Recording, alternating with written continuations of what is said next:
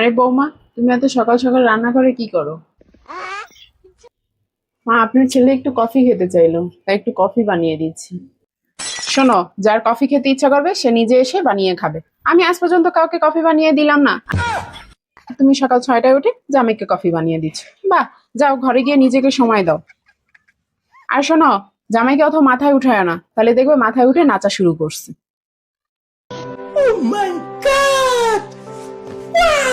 আরে বৌমা, সকাল থেকে দেখছি ঘর পরিষ্কার করছো তুমি। না মানে কেউ আসবে নাকি? অনেকদিন ধরে দেখছি অনেক ময়লা হয়েছে, তাই একটু পরিষ্কার করছি না। তাহলে এত পরিষ্কার করার কি আছে? ঘরটা কি তোমার? তুমি এখানে জন্ম হয়েছো? আমিও এখানে জন্মাইনি। যারা এই ঘরে জন্ম হয়েছে তারাই ঘর পরিষ্কার করবে। নেমে আসো।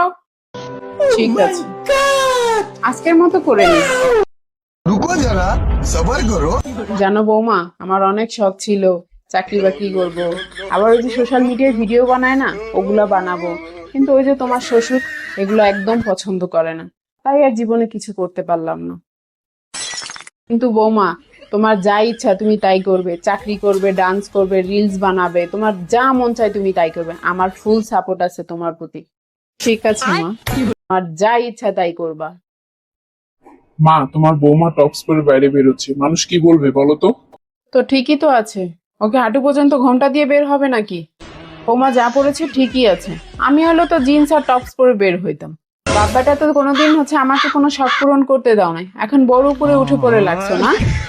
শোনো বৌমা, তোমার জিন্স শর্ট জামা যা পরতে ইচ্ছা করে তাই পরবে, সবার কথা কান দিবে না।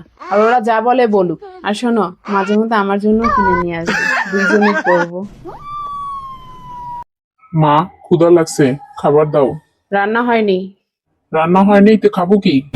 মানে হয়নি, বাইরে থেকে অর্ডার করে খেয়ে নাও। আর আমরা এখন থেকে চিন্তা করেছি সপ্তাহে 2 দিন রান্না করব না, তোমরা বাইরে থেকে অর্ডার করে খাবে। আমরা যেমন তোমাদের কথা শুনি, সপ্তাহে 2 দিনও তোমরা আমাদের কথা শুনবে। আরে বৌমা, হ্যাঁ বসো। শোনো বৌমা, এতদিন তো আমি একা ছিলাম, এজন্য এদের এই বাপ বেটার অত্যাচার আমি সহ্য করেছি। আমার তো কোনো সঙ্গী ছিল না, এখন তো তুমি চলে এসেছো। এখন বেশি আতাল বেতাল করলে বাপ বেটা ধরে দুজনে মিলে প্যাট দিবে। জি মা।